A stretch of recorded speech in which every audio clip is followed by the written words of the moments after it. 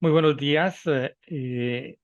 Con el profesor Ramsés Fuenmayor hemos acordado sostener una conversación como una manera de aportar al Congreso de la ELABDIS, al cual lamentablemente no hemos podido asistir. Yo los saludo cordialmente desde Ibagué, Ramsés.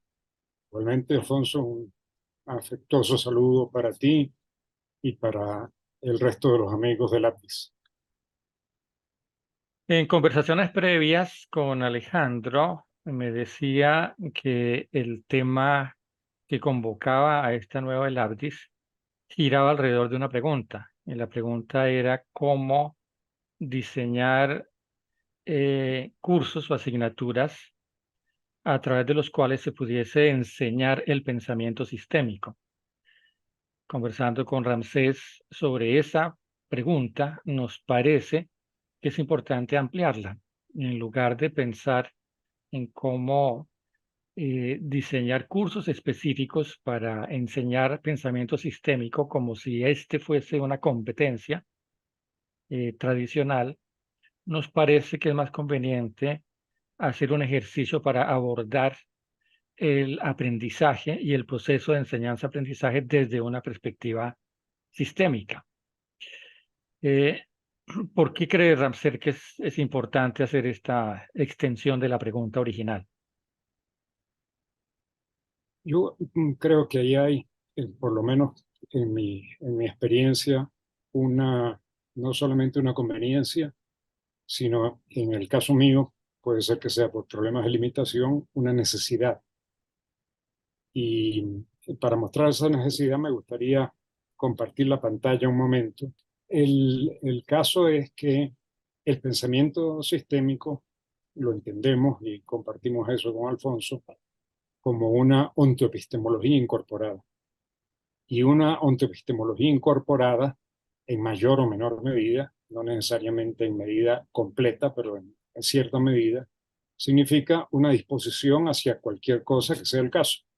Es decir, un modo de relacionarse con lo otro y con los otros, obviamente, los otros dentro de lo otro. Ahora, ese modo de relacionarse es obviamente un modo de pensar-actuar y de actuar-pensar. Y si se ha incorporado, si se ha hecho propio, si se ha asimilado, usando la metáfora en relación con los alimentos, eso está allí. Por lo menos cada vez que uno se dispone a pensar un problema, a tratar un asunto. En la medida en que la incorporación sea mayor, tal vez está ahí cotidianamente sin que nos demos cuenta. Pero en el caso del asunto de la enseñanza, repito, en mi caso, se convirtió en problema a partir del pensamiento de sistemas. Y fue a partir del pensamiento de sistemas básicamente la problemática epocal de la pobreza y fragmentación del sentido de lo que acontece que me llevó en mi caso a tratar de buscar un mejor modo de enseñar. Ahora, por eso aquí tengo esta recursión, el pensamiento de sistemas condujo la investigación en la enseñanza y a su vez la enseñanza enriqueció el pensamiento sistémico. Entonces, lo que vamos a conversar, nos hemos puesto de acuerdo Alfonso y yo, es tratar el asunto de la enseñanza desde el punto de mira del pensamiento sistémico, y eso es desde el punto de mira de una ontoepistemología incorporada y las consecuencias de esa ontoepistemología incorporada. Una de las consecuencias no deseables de el no pensar sistémicamente es la fragmentación que vivimos hoy en día, no solo de la manera en que abordamos las problemáticas, sino de la fragmentación del ser humano como tal. Y es muy probable que las universidades sean responsables de que esto se ha ido perpetuando a lo largo del tiempo. Primero, porque la manera en que históricamente se ha ido consolidando el corpus del conocimiento es mediante una fragmentación, una subdivisión de esa especialización del conocimiento, sino porque además estructuralmente las universidades se organizan de esa manera, al punto que hay una fragmentación arquitectónica. Hay facultades de derecho con edificios propios, hay facultades de ingeniería con su propio edificio, de administración, y no se conectan entre sí. A su vez, los profesores y profesoras se especializan en esos cuerpos de conocimiento y pertenecen a una facultad o a un programa específicamente. Los currículums, que son lo que guían la hoja de ruta del aprendizaje de los estudiantes, refleja esa fragmentación y al final de cuentas, pues los estudiantes terminan aprendiendo una manera de pensar que es fragmentada per se. De allí tal vez que es fundamental, nos parece, con Ramsés, abordar el proceso de enseñar y aprender desde una perspectiva que sea sistémica. ¿Cómo se podría caracterizar ese ser humano que entraría en estos procesos de formación en esta época, Ramsés? Muy bien. Yo quisiera, antes de responder directamente la pregunta por el ser humano, me gustaría volver sobre un aspecto fundamental de tu comentario, que es la fragmentación en general de lo que nos ocurre en la vida, pero también la fragmentación del corpus de conocimiento, como tú decías. Y allí hay un asunto que nos conduce a esa ontoepistemología incorporada de un pensamiento-acción de sistemas. La ontología de base del conocimiento científico ha sido una ontología fundada en el reduccionismo y en el análisis.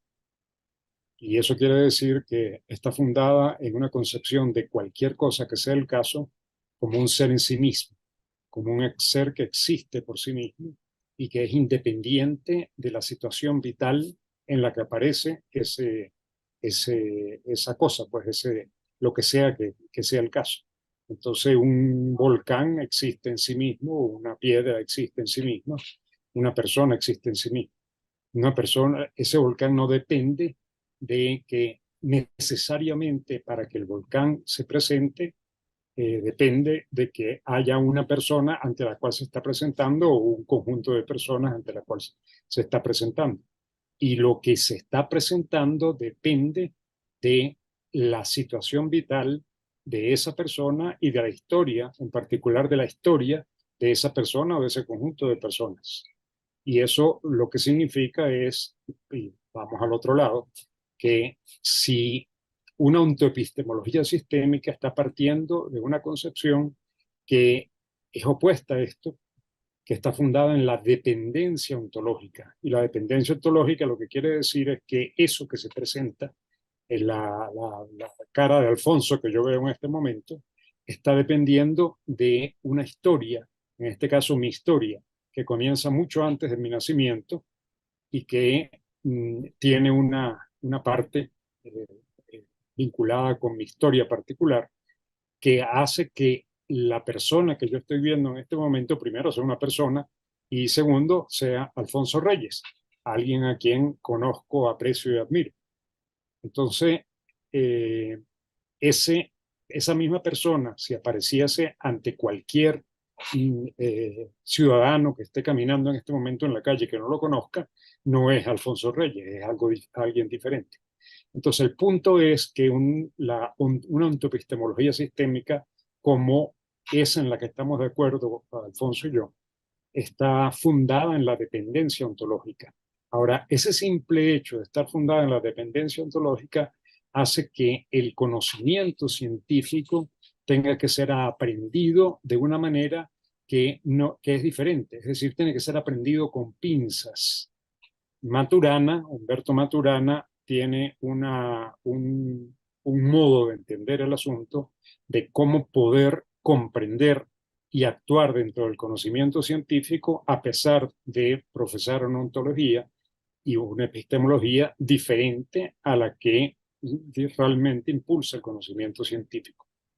Ahora, una vez que se acepta una ontoepistemología sistémica, eso tiene consecuencias por ejemplo, o en particular, algo que afecta el asunto de la enseñanza directamente en la concepción del lenguaje y la concepción de ser humano.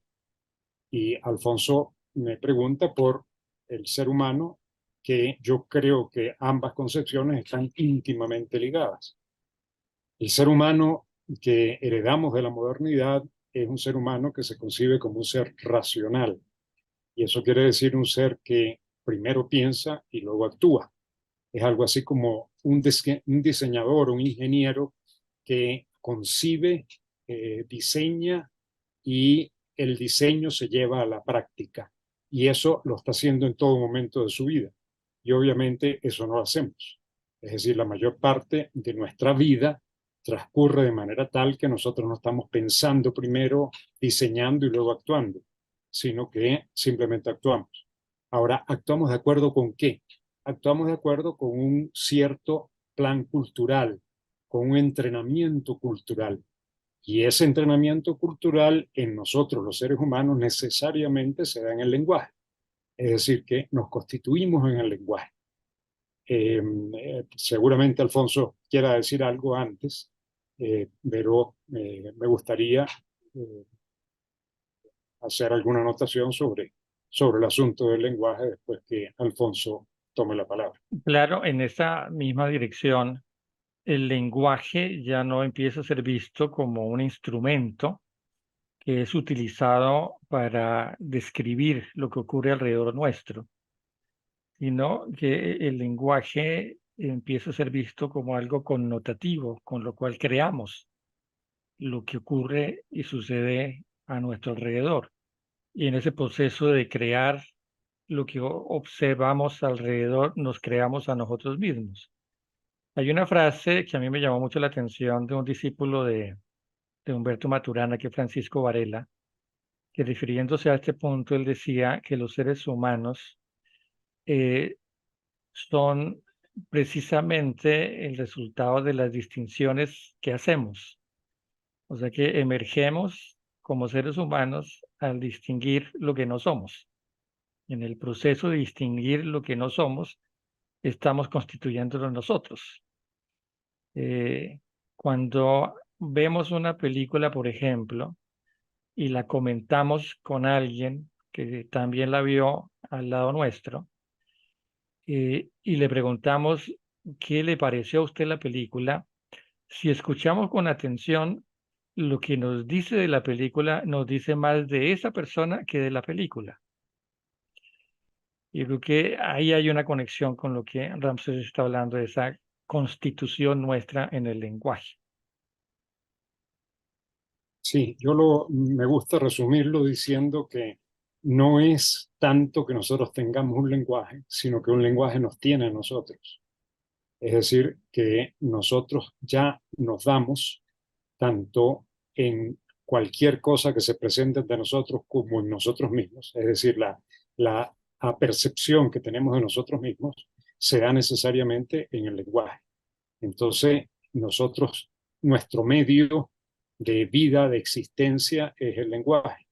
Eh, René Char, el poeta francés, tiene una frase, yo no la recuerdo exactamente, pero él dice algo así como: la palabra que he de pronunciar sabe de mí lo que yo no sé de ella, porque el lenguaje está antes de nosotros. Nosotros nos fuimos constituyendo como seres humanos a partir de nuestro nacimiento en el lenguaje.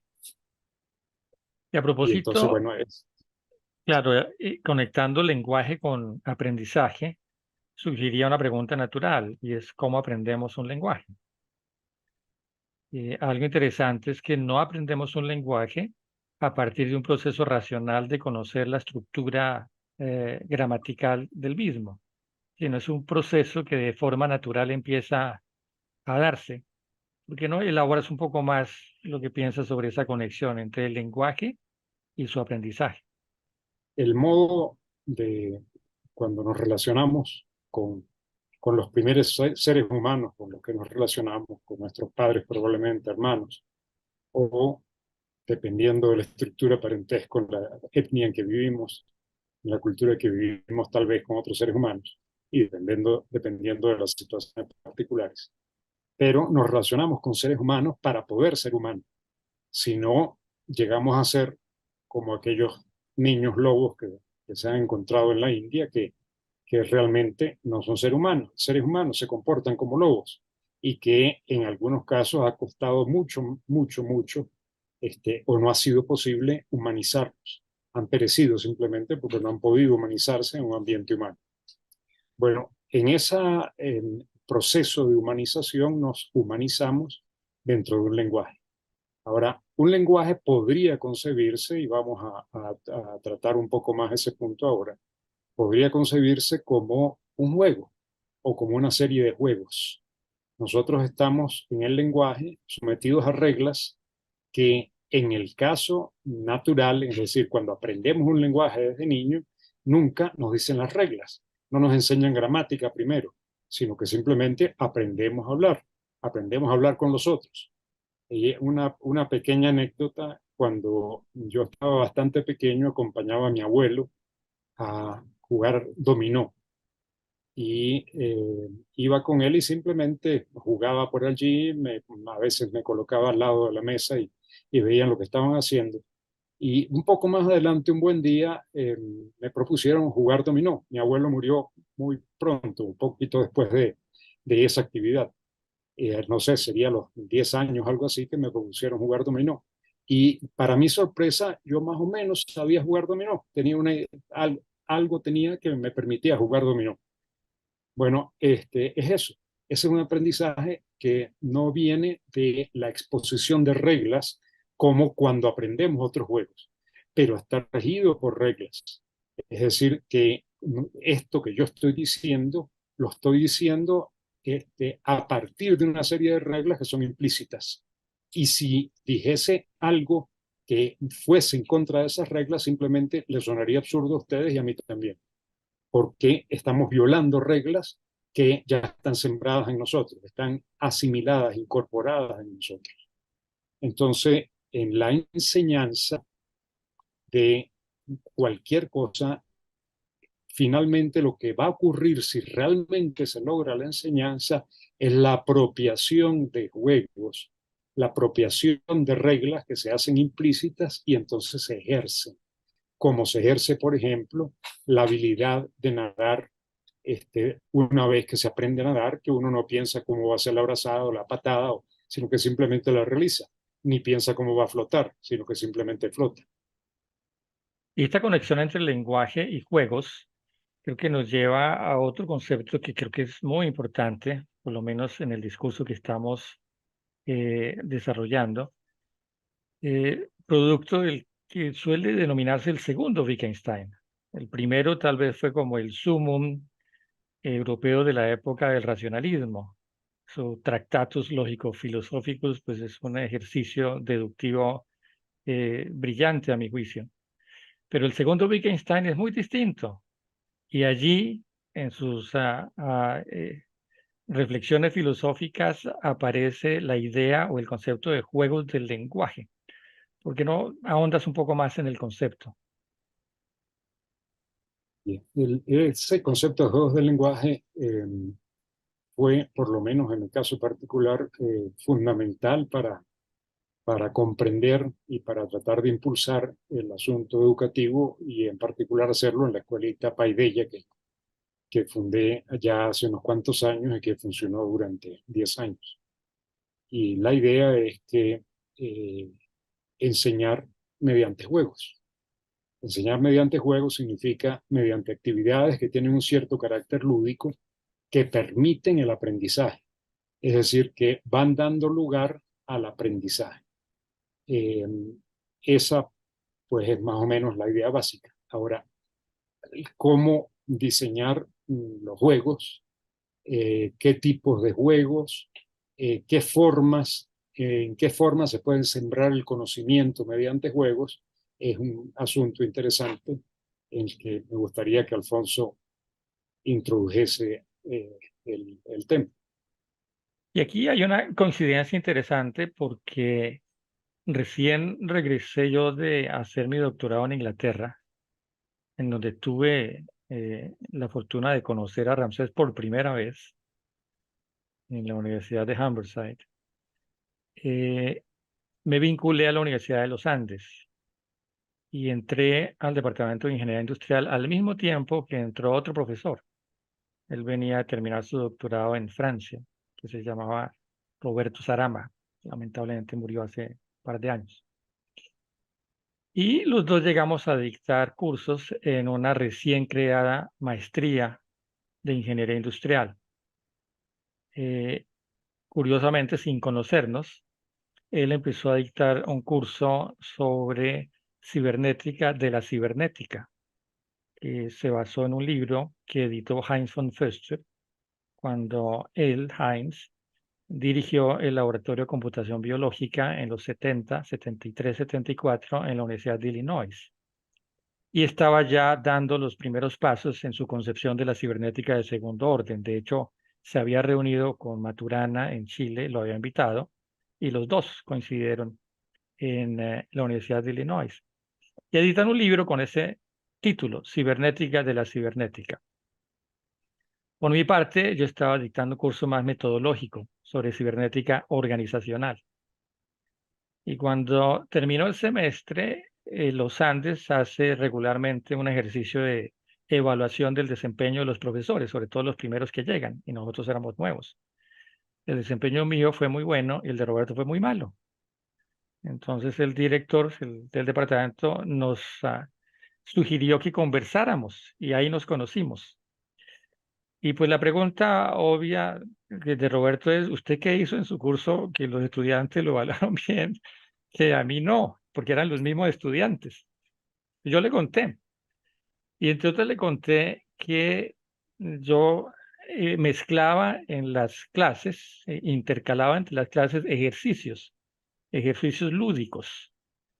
Y de ahí vino una conversación sobre la lúdica que terminó llevándonos a ver en detalle el libro de Heinz, y la portada del libro es parte de un retrato de una pintura que hace alusión a los juegos, y surge entre los dos la idea de por qué no utilizar juegos para que en el proceso de enseñanza-aprendizaje fuese mucho más lúdico y los estudiantes pudiesen de alguna manera en el proceso de jugar empezar a comprender esos conceptos. Y creo que ahí viene una coincidencia con el proyecto que Ramsés estaba también haciendo a nivel de educación básica y primaria en Paideia. ¿Cómo empiezas tú a concebir la idea y la importancia del jugar un juego como proceso de aprendizaje desde la perspectiva de un niño o una niña? Sí. Hay algo que yo creo que quedó un poco incompleto en mi intervención anterior y que no terminó de responder la pregunta de Alfonso, ¿no? Y es la vinculación del lenguaje en general con los juegos lingüísticos. Yo, la concepción que tenemos es que el lenguaje es una especie de sistema de juegos lingüísticos o una mm, reunión de juegos lingüísticos que se solapan entre sí. Wittgenstein, en algún punto de sus investigaciones filosóficas, lo concibe como lo imagina como si fuera una ciudad que tiene un centro de la ciudad y tiene una serie de suburbios marginales a ese centro. Ahora, los suburbios marginales son aquellos juegos lingüísticos que son más especializados, en los que menos gente lo actúa, vive en ellos. Y el centro de la ciudad representa aquello que es más común, es lo que yo acostumbro a llamar lenguaje básico. El asunto es que en un momento dado, como ahora, estamos hablando en una forma de expresarnos que corresponde a un o a ciertos juegos lingüísticos, que es diferente de la que usaríamos si salimos a la puerta de nuestra casa y le preguntamos a un transeúnte por una dirección, o cuando vamos a la pulpería y queremos comprar un paquete de arroz. Entonces, la narración, por ejemplo, la narración requiere una forma lingüística que corresponde a un juego lingüístico que es un poco diferente de la descripción. Y de hecho, uno puede ver en literatura que hay personas más inclinadas a la narración, tienen mucha habilidad narrativa, y sin embargo la descripción es pobre. Y puede haber otros que es lo contrario. Estaba leyendo esta mañana a Bruno Schulz, la calle de los cocodrilos, por ejemplo, y es una literatura sumamente rica en descripción, y la narración pues queda como en un segundo plano. Entonces hay diferentes juegos lingüísticos en eso. Cuando enseñamos, pues enseñamos juegos lingüísticos. Ahora, en el caso de mi experiencia particular, respondiendo a la pregunta de Alfonso, realmente el proyecto de educación que concebimos, la primera idea era tratar de leer cuentos y novelas para muchachos un poco mayores, y a partir de la lectura de cuentos ir enriqueciendo el cuento con temáticas. Cuando comenzamos la experiencia de Paideia, el proyecto inicial que hicimos fue un proyecto que estaba fundado en la lectura de cuentos y de novelas, en literatura, y intentando de que fuese buena literatura. La idea básica de eso era que tratar de sembrar, resembrar la narrativa en la vida cotidiana y en la educación. Y la razón de la narrativa es que la vida tiene un cierto continuum que corresponde a una forma de narrativa. Y el sentido de lo que ocurre en la vida será más rico en la medida en que ese sentido pueda sembrarse en una situación vital que deviene de una historia, y esa historia tiene una narrativa. Y asimismo, el sentido de la vida será más rico en la medida en que la vida y cada momento vital se entienda dentro de un hilo histórico, que es lo que somos y es lo que permite que cualquier cosa sea el caso. Entonces, si mi vida solamente es un presente que está descontinuado de futuros y pasados presentes, bueno, eso es precisamente una vida fragmentada. Si mi vida y en lo que ocurre en este momento que estamos en esta conversación es un episodio de una narrativa, eso tendrá mucho mayor sentido. Y esa es la razón de la narrativa, de darle una importancia a la narrativa. Pensábamos que de esa manera, aparte de lograr ese propósito básico inicial vinculado con el proyecto de educar de manera que lo que ocurriese en la vida tuviese más sentido, tuviese un sentido más rico, mediante esa idea, decía, incorporábamos temas, incorporábamos conocimiento que al entrar dentro de la narrativa tenía sentido, se incorporaba dentro de una narrativa. Entonces, por ejemplo, el niño Pedrito salió a hacer un mandado de su mamá, que su mamá le pidió comprar zanahorias en el mercado, y el simple hecho de salir al mercado a comprar zanahorias permite introducir temas de botánica vinculado con la zanahoria, temas de economía con el hecho de tener que comprar y pagar algo por lo que se va a comprar. Estaba lloviendo y entonces eso permite introducir temas de geografía, de asuntos de clima, etcétera. Y entonces de esa manera esa era la idea básica del proyecto. Pero al comenzar a funcionar la escuela Paideia, simplemente observando los recesos, los recreos de los niños para jugar, comencé a participar en los juegos. Y al comenzar a participar en los juegos, pues descubrí que en esos juegos podría buscar el modo de organizar los juegos de manera tal que los niños se seguían divirtiendo, y a veces se divertían más porque estaba inventándoles juegos continuamente, pero que permitiese a su vez adiestrarlos en ciertas formas cognitivas que tenían como propósito la escuela. Y así comenzaron los que llamamos juegos del patio. Yo inventaba juegos casi cotidianamente, o modalidades de ciertos juegos, por ejemplo, de juego de relevos, pero de diferentes maneras, que me permitía introducir conocimientos de diferente tipo, de geografía, de matemáticas, de geometría, de física, eh, y así apareció lo de los juegos. Por supuesto, ya había el bagaje de los juegos lingüísticos de Wittgenstein, pero yo no había realmente hecho la vinculación, sino que se dio en la práctica, ¿no? Esa vinculación con los juegos lingüísticos.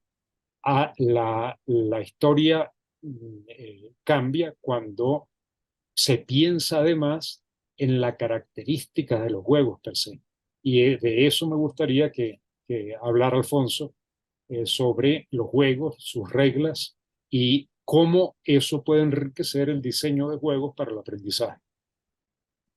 Sí, porque cuando esta intuición de acudir a los juegos como espacios lúdicos que posibilitan aprendizaje de parte de los estudiantes empieza a desarrollarse ya con más forma, pues el punto siguiente es reconocer que para el caso de la universidad que estamos considerando ahora y en particular para esta conversación para la LAPTIS, los juegos hay que diseñarlos intencionalmente, es decir, con algún propósito.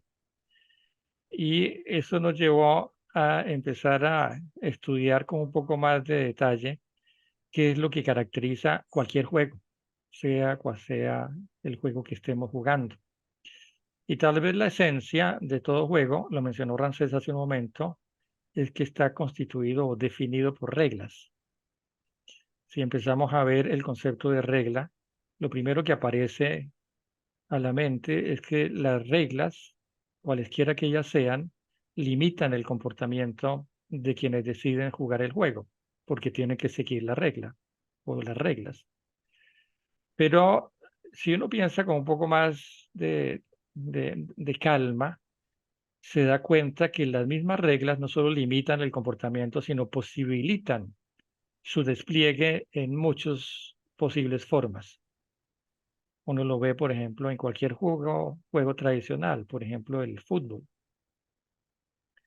El hecho de que el balón no pueda ser tomado con la mano para un jugador distinto, el arquero, no solo limita la manera en que los demás jugadores que están en la cancha juegan con el balón, sino que abre una gran posibilidad de movimientos con el balón y con diferentes partes del cuerpo, con la cabeza, con los hombros, con el pecho, con la espalda, por supuesto, con los pies. Y la vistosidad que uno empieza a ver en el dominio de las personas que juegan adecuadamente el fútbol viene de allí. Entonces hay un carácter dual de toda regla, y es que limita y posibilita simultáneamente. Creo que tú tienes un comentario sobre eso en particular, ese carácter dual de la regla. Sí, eso me lleva a un punto que creo que es muy interesante y muy importante para la educación, y es la concepción de libertad que se ha hecho común en la postmodernidad, pero que está derivada de las concepciones básicas de la modernidad sobre el ser humano y sobre cualquier cosa que se presente. Y esa noción de libertad que actualmente domina, es la libertad para hacer lo que nos dé la gana, para darle rienda suelta a nuestros impulsos. Y tenemos además la idea de que el niño nace libre y que lo que el niño quiera, pues hay que complacerlo porque está simplemente en ejercicio de su libertad.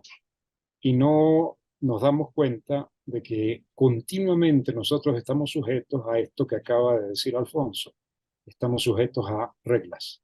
Es decir, nuestra vida como ser humano, que nos constituimos en el lenguaje, precisamente por constituirnos en el lenguaje y porque el lenguaje está sometido a reglas y porque vivimos en medios de prácticas sociales que tienen sus reglas, es decir, que cuando vemos una persona y la saludamos, aunque sea simplemente dándole una palmada en el hombro o dándole la mano o chocando la mano, ofreciendo la mano, estamos obedeciendo a ciertas reglas sociales, a ciertas prácticas sociales.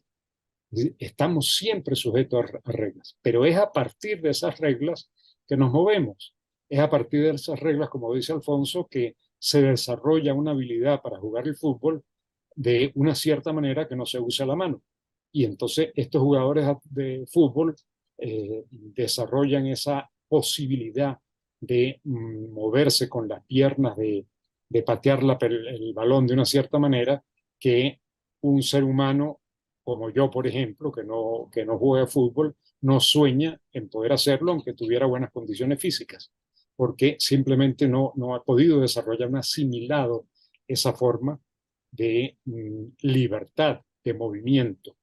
La libertad entonces es libertad de movimiento a partir de una dependencia de unas reglas. Y eso implica que para ser libre hay que aprender reglas. Es decir, para ser libre hay que entrenarse en juegos. Y todo el proceso educativo podría verse como un proceso de entrenamiento en variados juegos lingüísticos. Cuando aprendemos física, cuando aprendemos la mecánica en la escuela y aprendemos las leyes de Newton, estamos entrenándonos en un juego particular que es diferente de el de la vida cotidiana. De hecho, cuando, por ejemplo, estudiamos la primera ley de Newton y leemos que todo cuerpo se mueve en un movimiento rectilíneo uniforme, a menos que haya una fuerza que altere ese movimiento rectilíneo uniforme, estamos aprendiendo algo que es contraintuitivo, porque lo que nos pensaríamos intuitivamente es que todo cuerpo en su estado normal está en reposo. Y Newton nos está diciendo que en su estado normal está en movimiento rectilíneo uniforme. Ahora, es a partir de allí que se establece todo el juego de la mecánica de Newton, a partir de algo que parece contraintuitivo o que resulta contraintuitivo. Entonces, estamos aprendiendo, cuando aprendemos mecánica, un juego lingüístico particular. Y si aprendemos física cuántica, estamos aprendiendo otro juego lingüístico particular. Y si aprendemos ecología tropical, por ejemplo, estamos aprendiendo otro juego lingüístico particular. Y si tratamos el asunto de la moral, estamos tratando otro juego lingüístico particular. Entonces, es enseñanza de juegos lingüísticos lo que realmente hacemos en los procesos de enseñanza o tendríamos que hacer en los procesos de enseñanza. Sin embargo, en lugar de enseñar juegos lingüísticos, lo que hacemos es que vamos a un pizarrón, hablamos durante 1 o 2 horas explicando y pretendemos que la explicación dé lugar al conocimiento del estudiante, con lo cual normalmente nos estrellamos y se estrella el estudiante, porque de esa manera, pues, el funcionamiento es muy difícil, es decir, la apropiación del conocimiento se hace mucho más complicado. Eso es, creo yo, lo que ocurre en muchas personas que fueron sometidos a una enseñanza de las matemáticas que es contraria completamente al espíritu matemático y que odian la matemática, que simplemente evaden cualquier posibilidad de pensamiento matemático. La diferencia con lo que estaremos proponiendo con Ramsés es el crear contextos de enseñanza-aprendizaje a través del diseño de juegos para que allí aparezca una lúdica, de tal manera que los estudiantes en el proceso de jugar los juegos, de interactuar con otros en el ámbito del juego y con el profesor y la profesora, vayan generando esta posibilidad de aprendizaje. Ahora hemos dicho que para diseñar esos juegos es fundamental establecer las reglas que definen el juego. Hemos dicho que las reglas no solo limitan, sino posibilitan. Pero establecidas las reglas de un juego particular, ¿cómo podríamos afirmar que el aprendizaje se dio?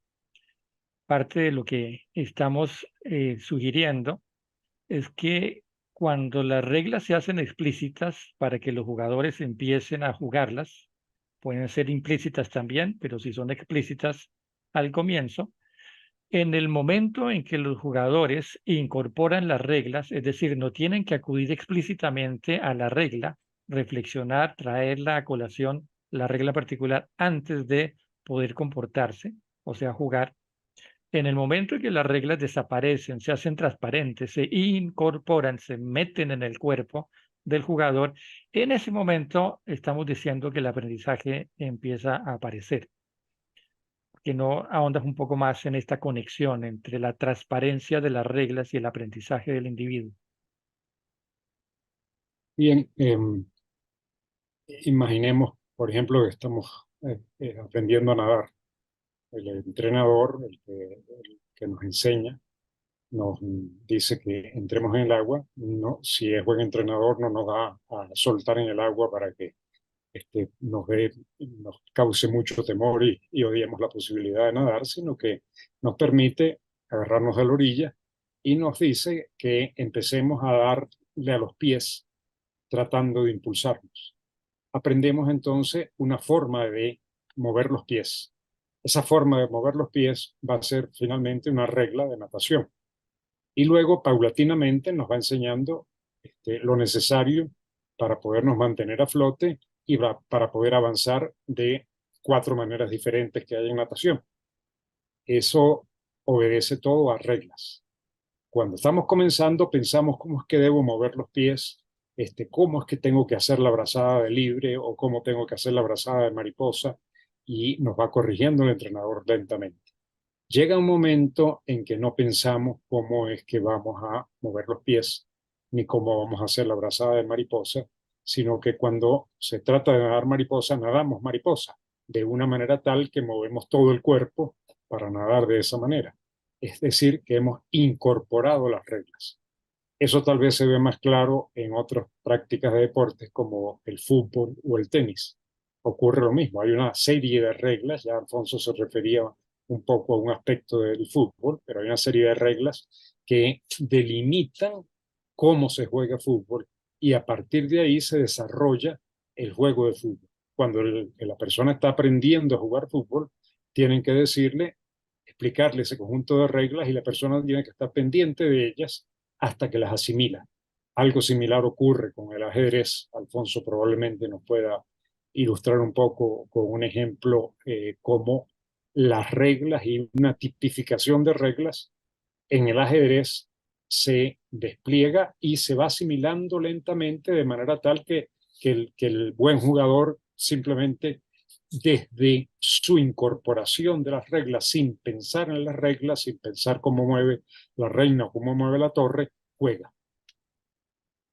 Alfonso, tal vez nos quieras ilustrar mejor y explicar mejor el asunto. Sí, y tal vez antes de hacerlo para cerrar esta primera relación entre juegos, su diseño y aprendizaje, no deja de ser curioso que se requiera hacer explícitas las reglas para diseñar un juego, pero que el aprendizaje y la maestría de jugar el juego ocurre cuando las reglas desaparecen. Y desaparecen porque dejan de ser necesarias al momento de estar jugando. Como diría, como diría, dijo hace un momento Ramsés, estamos como lanzados en el jugar permanente en el mundo. Este tipo de aprendizaje lo solemos llamar aprendizaje de primer orden, cuando la regla desaparece porque se incorpora en el cuerpo y simplemente la seguimos de manera inconsciente. Pero existe un aprendizaje que llamamos de segundo orden y es cuando el jugador o la jugadora decide hacer modificaciones al despliegue de una regla. La regla se mantiene, pero sigue otro camino en la manera en que desempeña o se desempeña siguiendo esa regla. Voy a utilizar el mismo ejemplo que mencionó Ramses ahora del nadador. Durante varios años en las pruebas de competencias olímpicas de nadado, 200, 300 metros, pues la regla que existía cuando un jugador llegaba a un lado de la piscina es que tenía que tocar la pared y luego devolverse. Y así sucesivamente hasta completar la longitud acordada de la prueba. Normalmente lo que hacían los jugadores es que tocaban la pared con la mano y luego se devolvían. Tocaban con la mano y se devolvían. Pero en alguna de estas competencias olímpicas a un jugador se le ocurrió que podía tocar la pared con las piernas. Y lo que hizo fue que al acercarse a la pared dio un giro y tocó la pared con las piernas, pero además se impulsó. Cumplía la regla, pero además ganaba tiempo. Eso es lo que denominamos una innovación. Dentro de las reglas, el camino del despliegue de la regla sigue otro camino. Cuando eso ocurre, hablamos de un aprendizaje de segundo orden. Hay una innovación, que es producto, entre otras, de la creatividad. Ahondemos un poquito más, Ramsés, en esta diferencia entre aprendizaje de primer orden y de segundo orden. Sí. Hay algo que en este momento que tú hablabas, eh, recordé o pensé, y es el asunto de la moral. El modo como se concibe la moral a partir de la modernidad es tal que es una especie de barniz que se coloca sobre la realidad.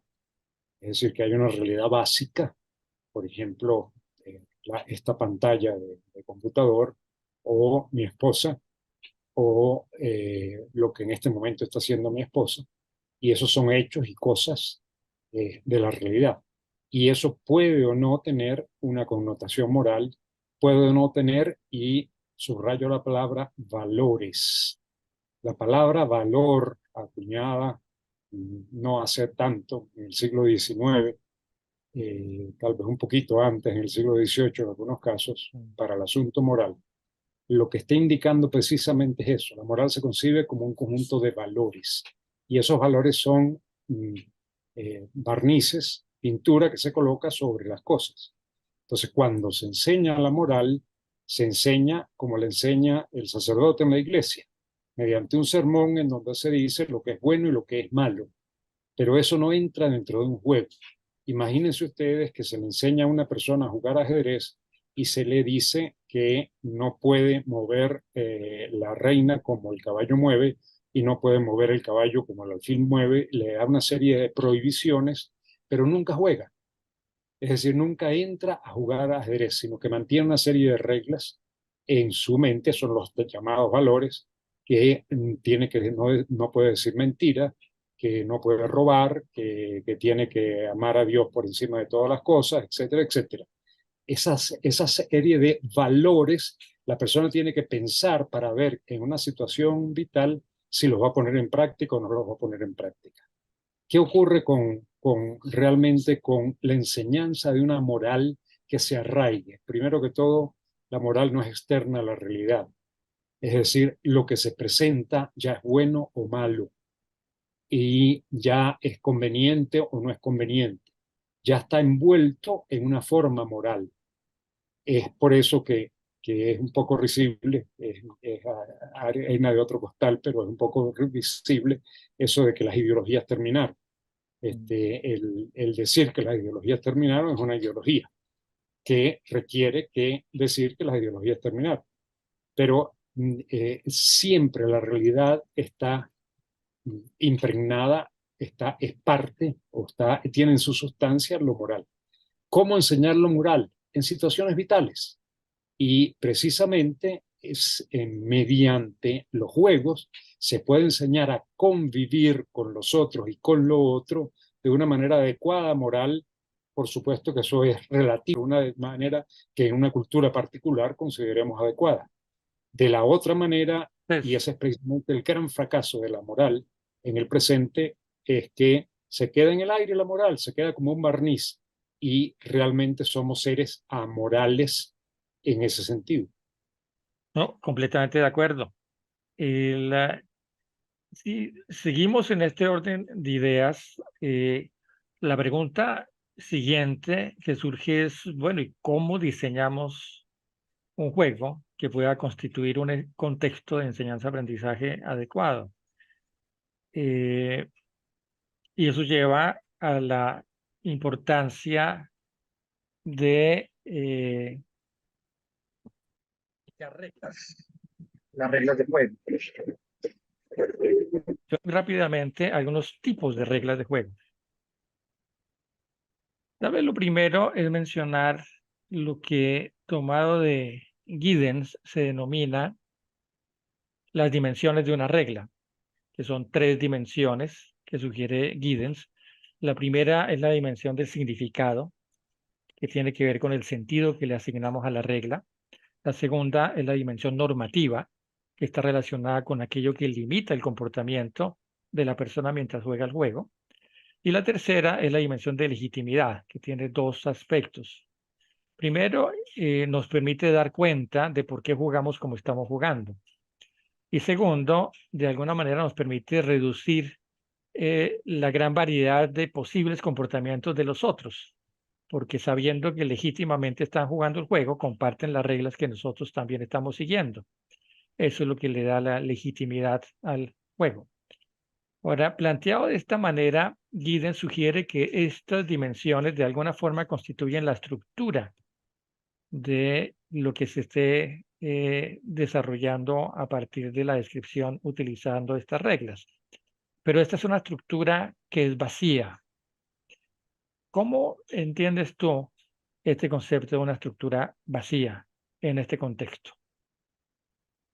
Bien, para diferenciar lo de estructura vacía de una materialización de la estructura.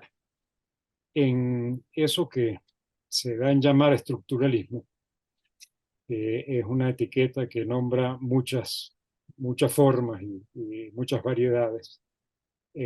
Yo quisiera pensar en una en particular, que fue la de Levi-Strauss en la antropología estructural, en su estructuralismo en los años por ahí 50, vinculado con la antropología. Y Levi-Strauss, por ejemplo, hablaba de estructuras de parentesco. Y esas estructuras de parentesco es una idea general que tiene acerca de la forma en que puede darse el parentesco en una cierta etnia, que va variando de etnia a etnia, pero que en cada etnia particular se llena con una forma estructural particular. Por ejemplo, son los tíos los que reciben a los nuevos niños y los que crían a los niños y no los padres.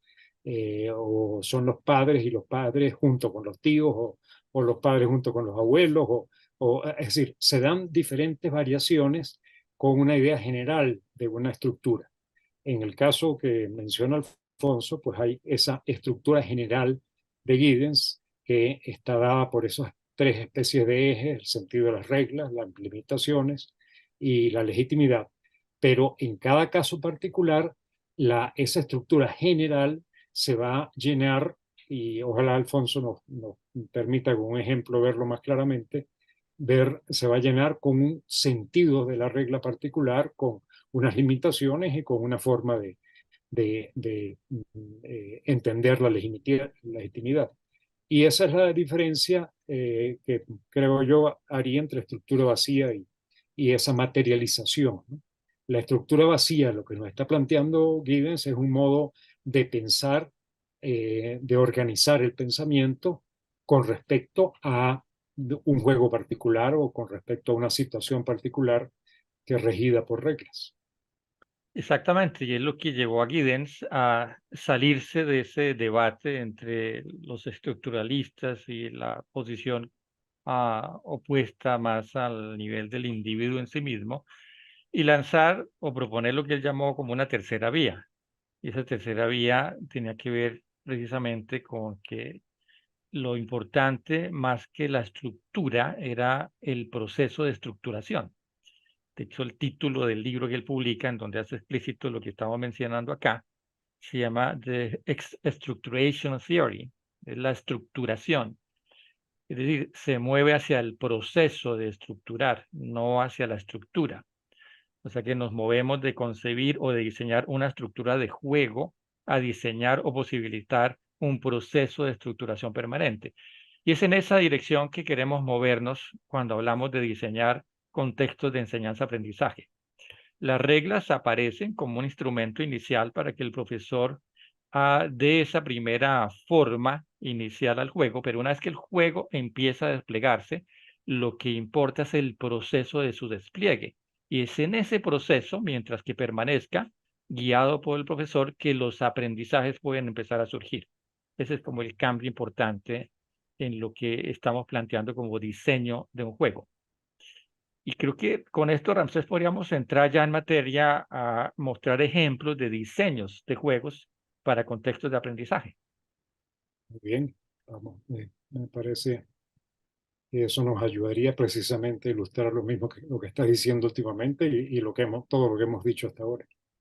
Como estamos pensando en diseñar, hay un proceso intencional. en este caso de parte del profesor o de la profesora, para que aparezca un contexto de enseñanza-aprendizaje en el cual se van a reunir en un espacio, puede ser físico, virtual o híbrido, estudiantes con él o los profesores, y en esa interacción, durante el tiempo que dure, pueda emerger procesos de aprendizaje.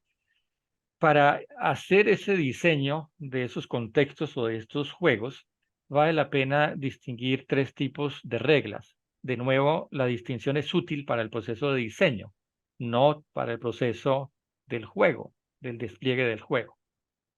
Los tres tipos de reglas, siguiendo el trabajo de Searle, son reglas constitutivas, reglas regulativas y reglas estratégicas.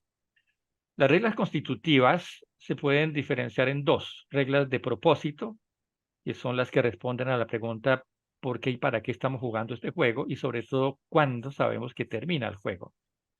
Y las otras reglas constitutivas son las existenciales. Aquí se establece quién juega, cuáles son los roles de las personas que están jugando y qué recursos se necesitan para poder jugar. Las reglas regulativas se pueden dividir en dos: las de acción, que son las que ilustran cómo es que se juega ese juego en particular, y las de arbitraje, que son las que permiten dirimir los conflictos que sucedan durante el proceso de jugar el juego que se esté jugando. Las terceras son reglas estratégicas, que no son necesarias para empezar a jugar, pero que a veces alimentan o enriquecen el juego. Y normalmente, en la medida en que se recurra en el juego, se repita recurrentemente el juego, los propios jugadores van a ir encontrando formas particulares de jugar. Estas formas particulares o estilos de juego es lo que está asociado con reglas estratégicas. Definidas estos tres tipos de reglas, fíjense que es posible prácticamente describir o deconstruir cualquier tipo de juego utilizando estas dos reglas. Por ejemplo, Ramsés, ¿cuál se te ocurre que puedas tú deconstruir como un juego tradicional utilizando estas reglas? Déjame pensar un poquito. Ajedrez, por ejemplo. Pues sí, el ajedrez creo yo que sería un buen ejemplo en el que viene al caso. Estaba tratando de pensar en un juego más tradicional, más infantil, pero el ajedrez creo que se presta muy bien.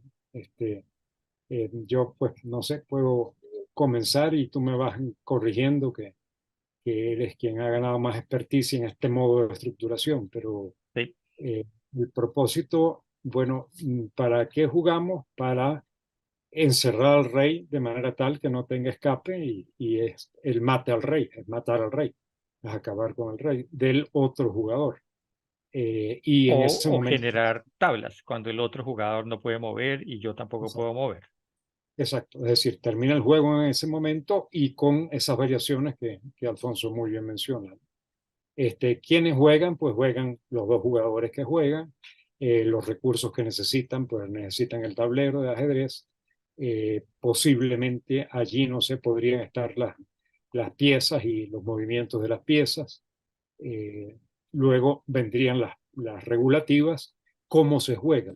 Es decir, bueno, realmente aquí en cómo se juega, que pienso que estaría el cómo se mueven las piezas Así es, y las reglas básicas de que cómo se escoge la salida, las blancas, las negras, quién salen las blancas, y tal vez unas que otras, no sé, Alfonso lo completará mejor. ¿Cómo se dirimen los conflictos? Pues los conflictos generalmente un juego informal de ajedrez lo dirimen entre los dos jugadores. En los juegos, en los torneos de ajedrez, pues hay un árbitro que se encargará de dirimir ciertos conflictos. Y luego vienen las formas de jugar, que es, a mi modo de ver, pues eso que se va colando poco a poco en los libros de ajedrez, en donde explican la variedad de salidas que hay, la variedad de respuestas, las jugadas finales, etcétera, etcétera, que se han ido generando a partir de la práctica del ajedrez, como el ejemplo de Alfonso del nadador que se le ocurre, pues, en lugar de tocar con las manos, impulsarse con los pies. Eso, así lo vería, no sé, Alfonso, si tú piensas que vale la pena intentar. Exactamente. Creo que esa es una manera en la que ilustramos con un juego pues bastante conocido, que es el del ajedrez, cómo es posible deconstruir el juego a partir de estas reglas que aparecen allí. Pero como bien decía Ramsés hace algunos minutos atrás, pues las reglas no tienen que ser explícitas al momento de empezar a aprender. Uno puede enseñarle a un niño desde pequeño, desde muy pequeño, los movimientos de las piezas y luego empezar a jugar. Y el niño, mientras va jugando con la persona que le está enseñando, va a ir incorporando nuevas reglas hasta que llega un momento en que él mismo va a empezar a diseñar sus propias jugadas, siempre dentro de los límites de las reglas.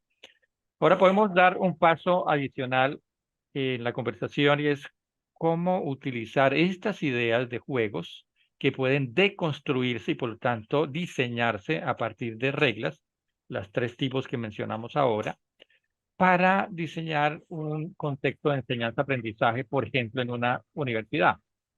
Y aquí quisiera ilustrarlo con un juego, que el nombre que le pusimos con Roberto Sarama es el de Babelas. Babelas era un psicólogo que trabajó en los años 40 del siglo pasado, psicólogo que trabajó muchos temas de psicología organizacional y en particular le interesaba entender cómo operaban grupos de personas para cuando se enfrentaban para resolver un problema particular.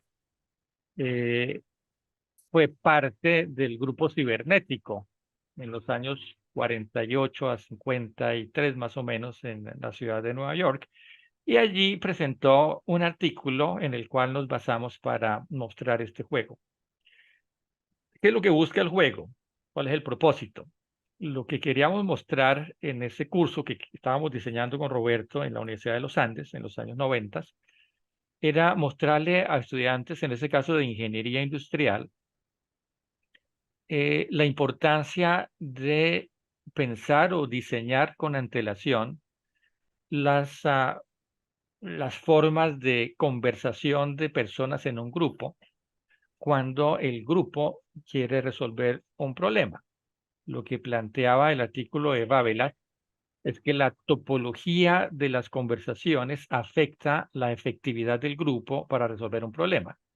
Es decir, que los patrones de conversación que siguen de manera recurrente, la forma en que se comunican, incide en qué tan efectivo es el grupo para resolver una problemática. Eso es lo que queríamos mostrarles a los estudiantes, pero queríamos mostrárselo no diciéndoselo como acabo yo de hacerlo, sino diseñando un contexto para que ellos jugaran un juego y al jugarlo fueran siendo conscientes de esa importancia de los patrones, una especie de sembramiento de una intuición a lo que vamos a volver en un momento. ¿En qué consiste brevemente el juego? El juego consiste en que los estudiantes se agrupan en grupos de 5 personas y cada grupo, cada individuo, cada persona de cada grupo recibe una carta como la que ustedes ven aquí. Entonces aquí están las 5 cartas, cada persona de un grupo recibe una de estas cartas. Como ustedes ven, las cartas tienen figuras, en este caso son figuras geométricas.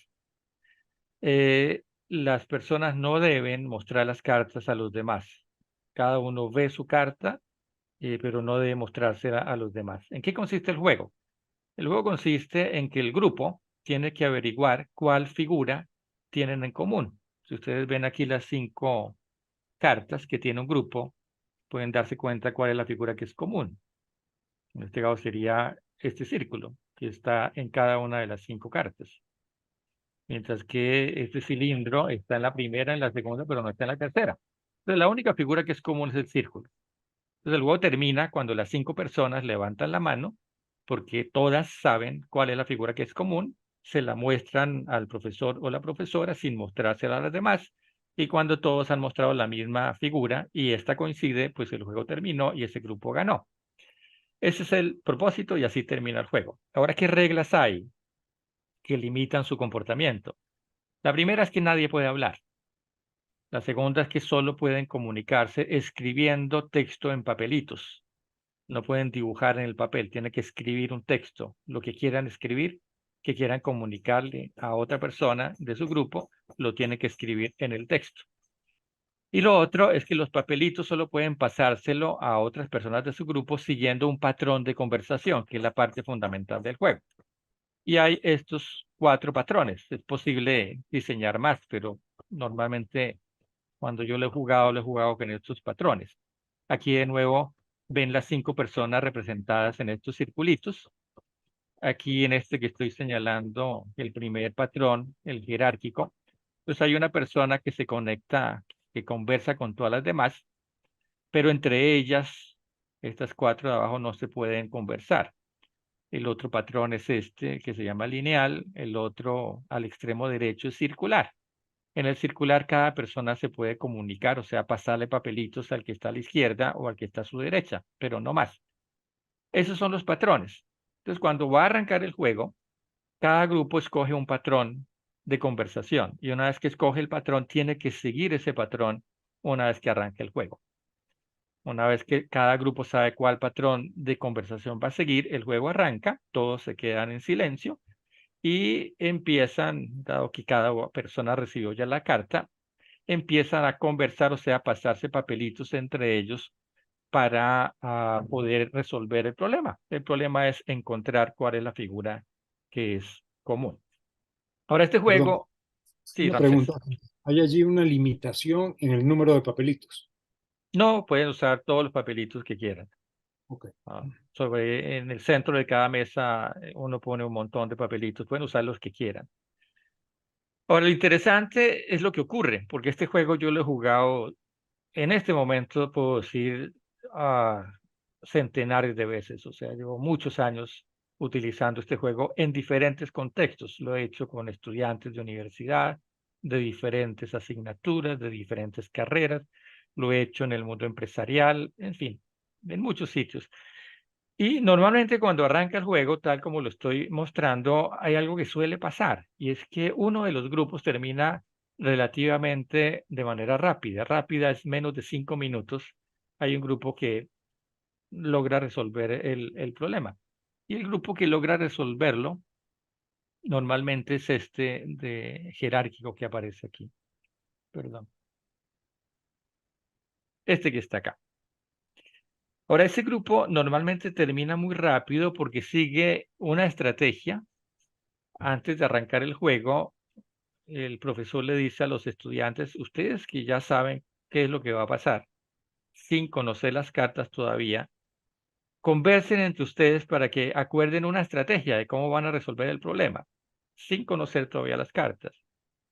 Y una vez que se reparten las cartas, pues los jugadores empiezan a seguir su propia estrategia, lo que acordaron antes de empezar a jugar. La estrategia que normalmente sigue este grupo primero es muy fácil. La persona que está aquí, en el, como el líder, puede llamarse, le envía un papelito a cada uno de los demás con una pregunta. Le dice, por favor, descríbame qué figuras tiene.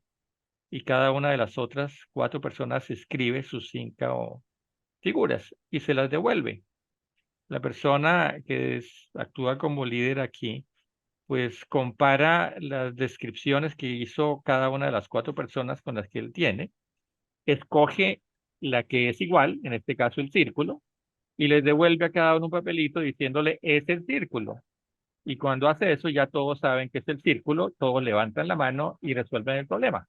O sea que en 2 pasos resuelven rápidamente el problema. Y eso es lo que Vale, normalmente ocurre.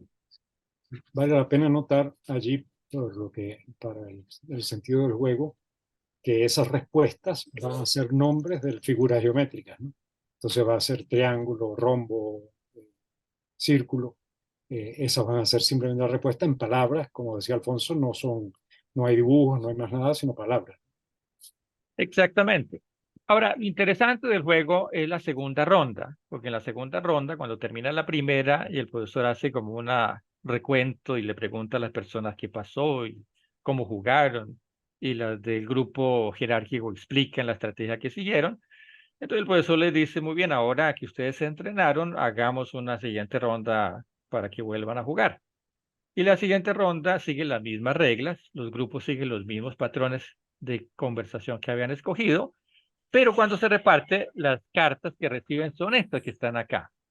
Y eso, pues claro, genera pues un choque emocional en las personas que no se esperan que ahora las cartas sean con estas figuras que aparecen acá. Porque ahora el problema es que las figuras son pues muy distintas.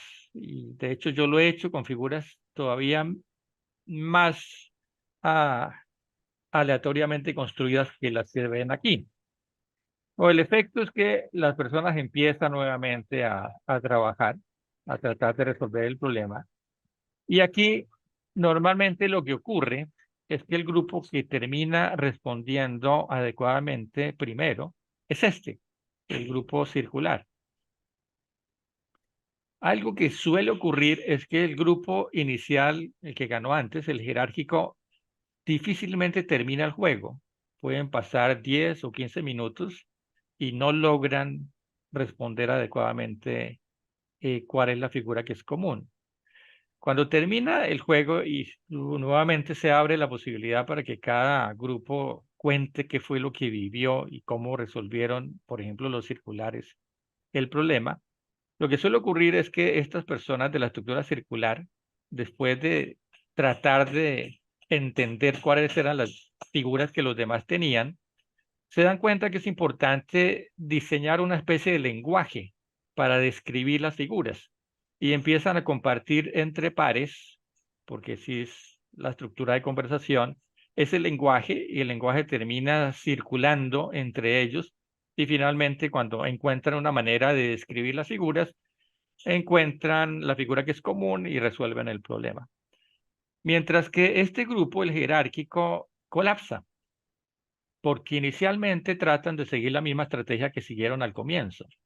Entonces, la persona que está de líder le pregunta nuevamente a las otras cuatro que le describan qué figura tiene, pero cuando recibe la descripción, ahora va a tener pues 25 descripciones distintas, porque una figura que está aquí, que estoy señalando, uno puede describirla como el planeta Saturno, o puede describirla como cualquiera otra cosa, un anillo o un brazalete.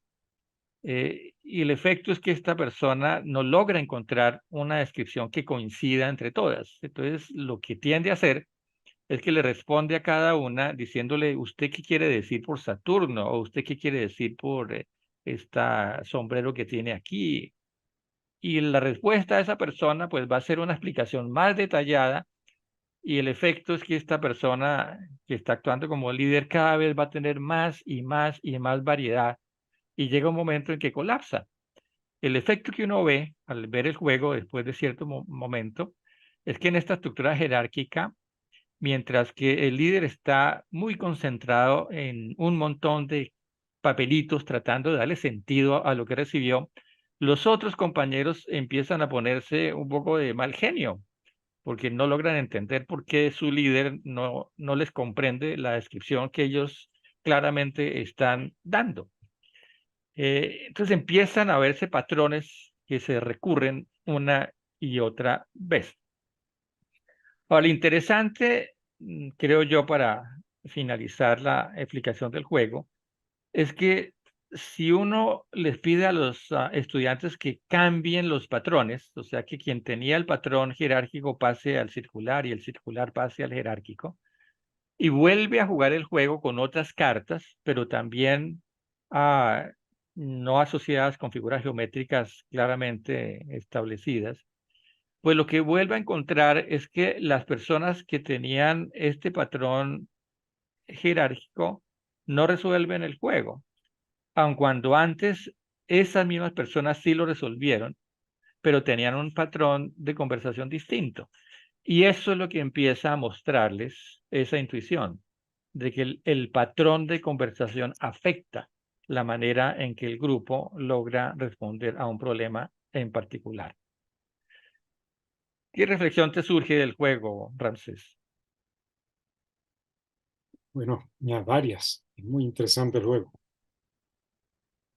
El primer punto, algo que tú en algún momento has anotado en alguna conversación anterior y en el artículo que estamos escribiendo juntos, es que aquí en el caso de la primera ronda hay no solamente, diría yo, un contexto interpretativo común, sino un vocabulario común. El contexto interpretativo general es la geometría. Si jugasen con una persona, un campesino que no ha tenido oportunidad de educación primaria, secundaria, etcétera, y le dicen un rombo, pues no sabe de qué le están hablando. Este, Se supone que estas personas que están jugando, estudiantes universitarios, tuvieron un entrenamiento en geometría, pero además en ese entrenamiento particular apareció un vocabulario, y ese vocabulario en este caso es el nombre de las figuras. Ellos están realmente compartiendo el vocabulario. Podría uno imaginar otros casos en el que, a pesar de que no compartan el contexto de la geometría, solamente aprendan el vocabulario y con eso pudieran entenderse para el caso particular de la figura geométrica. Entonces, ese es un primer punto que creo que es importante. Pero tiene además importancia con respecto a lo que decíamos más con, en vinculación con el asunto de fondo, y es que la, la relación que vamos estableciendo con los otros y con el mundo se da en términos de algo que ya tenemos, de contextos interpretativos que permiten la identificación de cualquier cosa que sea el caso. Como decía Alfonso, pues la identificación, por ejemplo, de en el caso de la primera carta, la última figura a mano derecha y en el fondo, bueno, podría ser un patico, pero otra persona la podría ver de otra manera. Eh, es difícil. Entonces, eso va a depender del contexto interpretativo de la persona, y en general toda ocurrencia depende de eso, de lo que tenga como contexto en ese momento particular. Ahora, hay otro asunto que me gustaría combinarlo con una pregunta que quisiera hacer. Este juego, como tú explicas, está tratando de generar conciencia de que hay patrones de conversación, puede haber diferentes patrones de conversación, y que esos patrones de conversación afectan la efectividad en la comprensión, en la conversación entre diferentes personas. Yo creo que como máxima del juego puede aparecer eso. Gracias al juego puede aparecer la máxima de que diferentes patrones de conversación tienen diferentes efectos en diferentes situaciones para el entendimiento mutuo entre las personas. Ahora, viene un problema, y es cómo apropiarse de eso para cualquier situación. Y allí viene el caso. Yo imaginaba, por ejemplo, una reunión del consejo directivo en la Universidad de Ibagué en la cual Alfonso participa.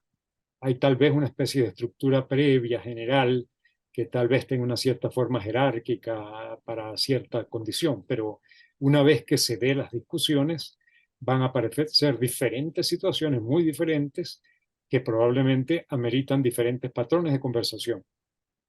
La persona que jugó este juego tendría, si el juego es exitoso, tendría la conciencia vinculada con la máxima, pero ¿cómo incorpora lo que se deriva de eso para efectivamente jugar? Es decir, cómo el rector Alfonso Reyes, en las reuniones del Consejo Directivo, puede incorporar eso de manera tal de realizar su papel de rector o de facilitador en esas conversaciones mejor. Ese es un punto que yo creo interesante. No sé si Alfonso quisiera comentar algo sobre eso. Claro, eso es justamente lo que se desprende de esa toma de conciencia, de la correlación que existe entre los patrones de conversación y la efectividad de trabajo de un grupo. Con respecto a lo que tú planteas, es exactamente lo que yo hago como rector en la universidad. Cada vez que voy a discutir o abordar alguna problemática de la universidad y tengo un grupo de personas a las que invito a participar en la discusión, dependiendo del tipo de problemática, la forma en que yo les pido que se organicen cambia. Y cambia justamente por esta conciencia de ver la importancia de esa correlación.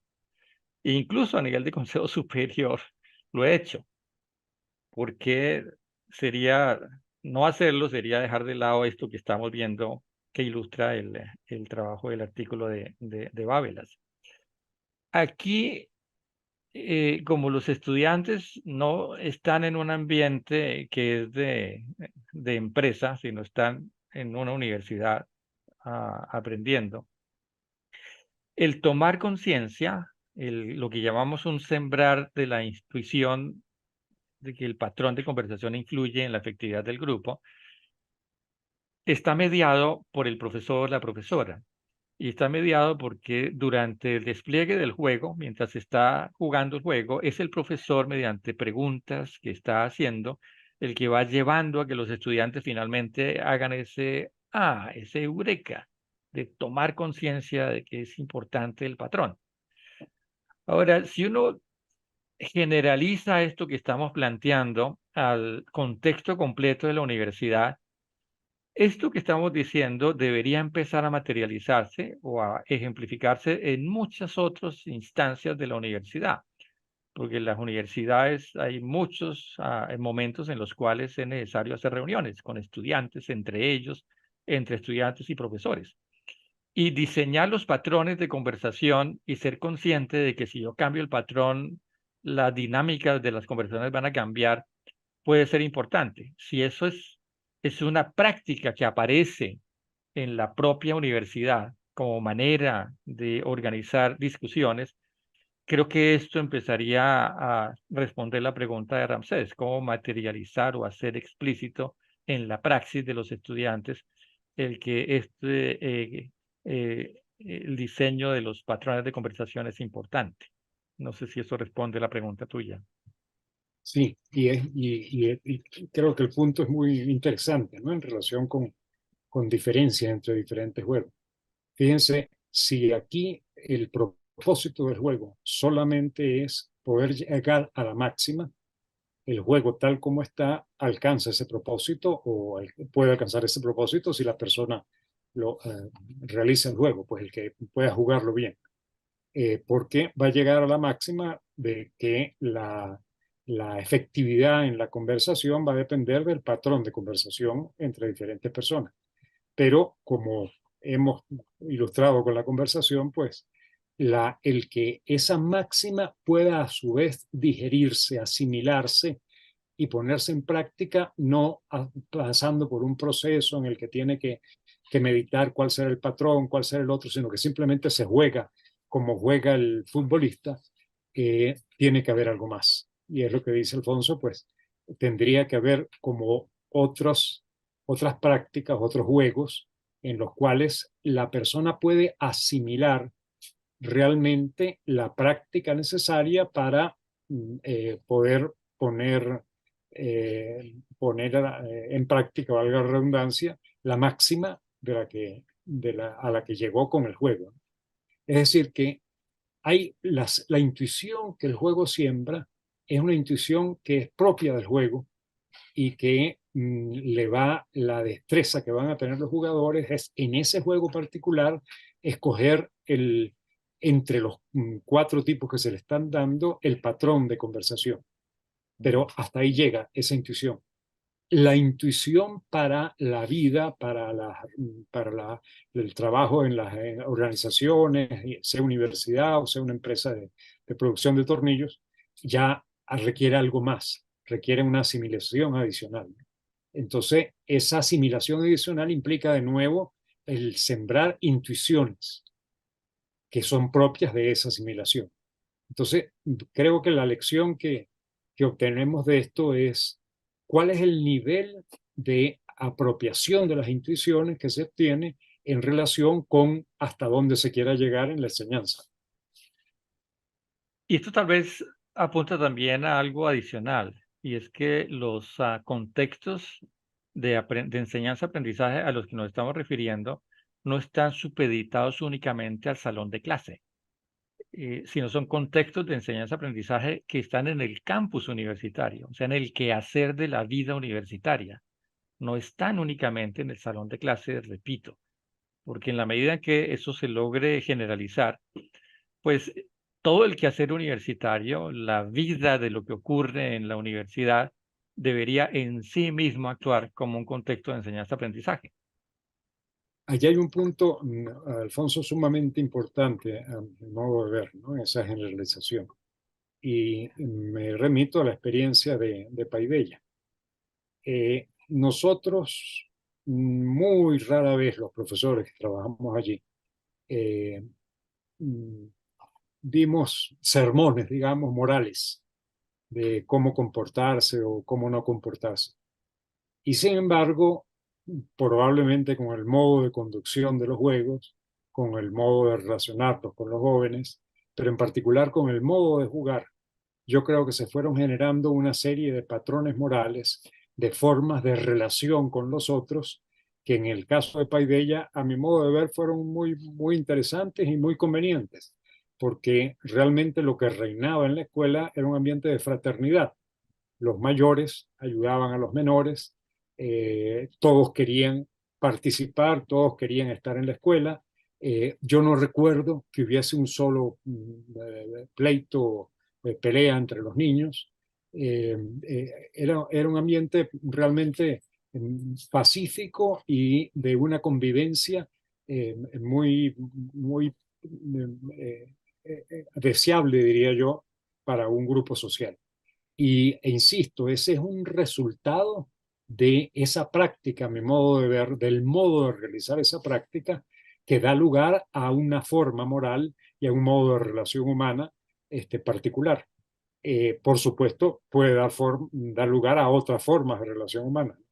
Por ejemplo, en estos casos, en el juego que está hablando Alfonso, hay unos equipos que se enfrentan y que se enfrentan en competencia. Dependiendo de cómo se vea esa competencia, dependiendo de cómo se trate la competencia va a ser un elemento eh, ejemplar, va a servir para no solamente para aprender la competencia particular del caso, estoy usando la palabra en el otro sentido, pues la destreza que se quiere en el otro caso, en el caso particular, sino que puede dar lugar a esa especie de contexto general del que hablaba Alfonso, que tiene un sentido moral particular que se pueda estar deseando.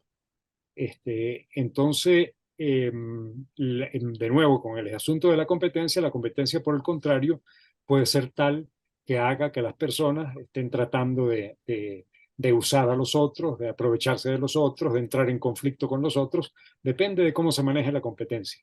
Es decir, que hay la idea, mucha gente tiene la idea de que la competencia per se es dañina, ¿no? Y la competencia no tiene por qué ser dañina, al contrario, puede ser conveniente para una buena relación humana y para una buena moral. Depende de cómo se dé la competencia.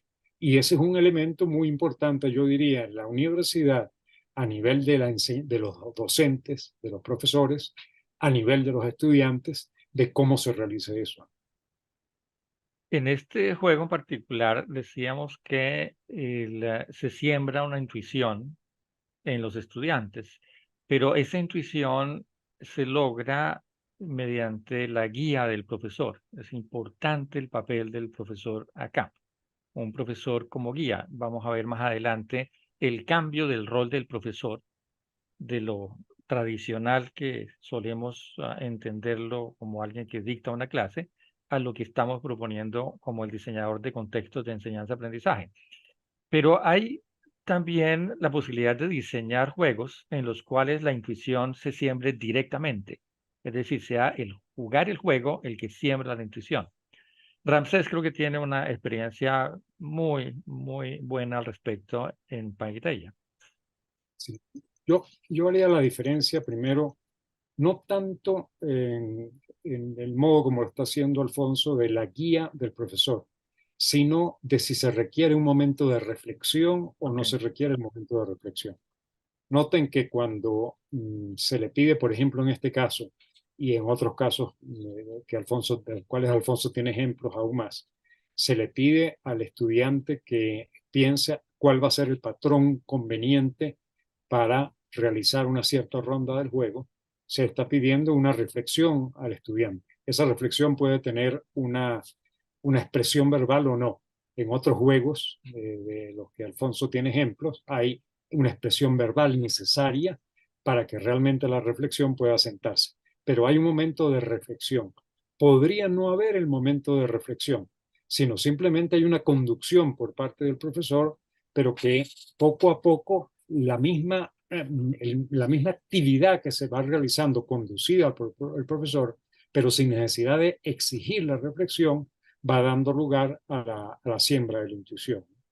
Voy a ver si puedo compartir pantalla para rápidamente mostrarles un ejemplo.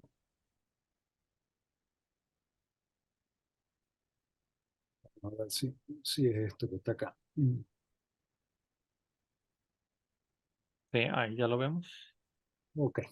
Bueno, voy a relatar, porque esto es parte de un artículo, voy a relatar simplemente lo que está antes, lo que quiero realmente mostrar con la diapositiva. El juego es con niños de primaria en los que se quiere sembrar la intuición de las ecuaciones. Es decir, el sentido básico, qué es realmente eso que está ahí en el fondo, que probablemente es difícil poner en palabras, de lo que es una ecuación y resolver una ecuación. El juego comienza porque un buen día el profesor llega al salón de clase y le dice que él tiene habilidades de mago y le dice que él puede a los jovencitos, y en este caso, con lo que hicimos en Paideia eran niños de segundo o tercer grado, les puede adivinar un número, y un número que ellos piensen, sin necesidad de que ellos le digan el número. Y entonces lo que hace el profesor es que realmente pone en práctica una ecuación, pero obviamente no le dice nada a los niños, le dice piense un número, multiplíquelo por tal otro número, súmele tal otro número y dígame el resultado de eso. Y yo le voy a decir el número que usted pensó. Pues el profesor obviamente está resolviendo una ecuación simple y el profesor le dice el número. Los niños se quedan asombrados con el acto de magia del profesor. Luego vuelve a jugar el mismo juego, pues se repite, el profesor lo sigue jugando, hasta que hay un momento en el que el profesor descubre que se le prendió una lucecita a alguno de los niños, y normalmente ocurre eso. Y entonces le pide a ese que cree que se le prendió la lucecita, le dice que si no quiere él ser el mago. Y entonces el niño hace algo por el estilo y resulta ser el mago. Ahora, es muy interesante notar que el niño no sabe qué hizo, porque en Paideia a veces yo le preguntaba aparte al niño qué fue lo que hizo, cómo lo supo, y no sabía bien cómo decirme, cómo explicarme qué fue lo que hizo. Él intuyó la solución de la ecuación. Él probablemente retrocedió las operaciones que estaban haciendo, las realizó en retroceso y con eso la resolvió. Pero no tenía la idea de eso. ¿Qué ocurre? Que una vez que esa idea se siembra, poco a poco van apareciendo más niños que logran hacer el papel de magos. Entonces viene una segunda etapa que es el generar la forma expresa del juego lingüístico. Sobre la intuición, poder generar la forma expresa. Entonces aquí es donde viene lo que estoy mostrando aquí en la pantalla. El profesor sigue jugando el mismo juego y le dice a uno de los niños, piensa un número. Pero en este caso, un poco subrepticiamente, escribe en la pizarra que tiene detrás un cuadrito así en el que pone esa incógnita, ¿no? Y no le dice nada a los niños de lo que está haciendo. Es decir, lo escribe como para que no se note, pero deja que se note. Le dice a los niños, en el mismo juego, le dice, bueno, ese número que usted pensó, multiplíquelo por 2. Y entonces escribe en la pizarra detrás, de nuevo subrepticiamente, sin anunciar nada, escribe esto que estoy mostrando aquí, escribe 2 por en la cajita negra con la interrogante. Y luego le dice, súmele 6. Y entonces los niños están jugando el juego, pero por supuesto curiosos están mirando qué hace el profesor ahí en la pizarra. Luego le pregunta cuánto le dio y escribe en la pizarra de nuevo el resultado. Entonces, ¿qué es lo que ocurre? Que aquí está el profesor sembrando, gracias a la malicia infantil y a la malicia que él mismo está poniendo en práctica, está sembrando ya la forma verbal de la intuición, está haciendo que la intuición aflore en un modo de expresión, que es el modo de expresión matemática. Entonces, bueno, de esa manera sigue avanzando el juego, luego esto empieza a tomar la palabra de incógnita, es decir, ya esta no es la cajita con la interrogación, sino que esa es una incógnita, hay un algo dentro de esa cajita cerrada que hay que descubrir, y entonces viene el asunto de cómo descubrirla. Allí el profesor introduce algo que inventamos, que era el principio fundamental de la resolución de este juego, que luego se llamaba el juego de las ecuaciones, que era la balanza en la que tenían que pesar lo mismo los dos lados de la balanza, y que podía uno, y vienen reglas, podía uno sumar en ambos lados la misma cantidad, o restar, o multiplicar, o dividir. Y de esa manera, pues entonces va apareciendo el juego, la solución de las ecuaciones. Pero fíjense que no hay en ningún momento el pedirle al estudiante que reflexione, sino todo se va dando dentro del mismo juego y va apareciendo el vocabulario y la expresión verbal del juego. Yo creo que aún en la universidad puede haber una serie de juegos de este tipo, y por supuesto van a hacer falta juegos del otro tipo. Ahora, ahí hay una notica que me quisiera hacer para terminar mi intervención, y es que nosotros tendemos a creer que la práctica de reflexión ya viene con los muchachos que entran a una universidad, y mi experiencia me dice todo lo contrario, que no solamente no tienen la práctica de plantearse la pregunta ¿qué pasó aquí?, sino que mucho menos tienen la posibilidad de dar cuenta de lo que pasó allí. Y esto está vinculado con ambas cosas, con la posibilidad de esa primera intuición de preguntarse qué pasó allí y luego poder dar cuenta. Ese es un juego lingüístico particular, y ese juego lingüístico tenemos que enseñarlo. Probablemente enseñarlo en paralelo con los juegos que tengan momentos de reflexión.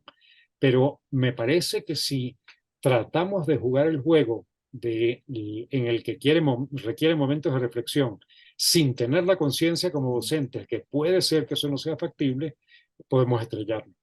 Es decir, que tenemos que tener esa conciencia para inventar juegos que requieran poco a poco ir escalando niveles de reflexión y de dar cuenta de esa reflexión.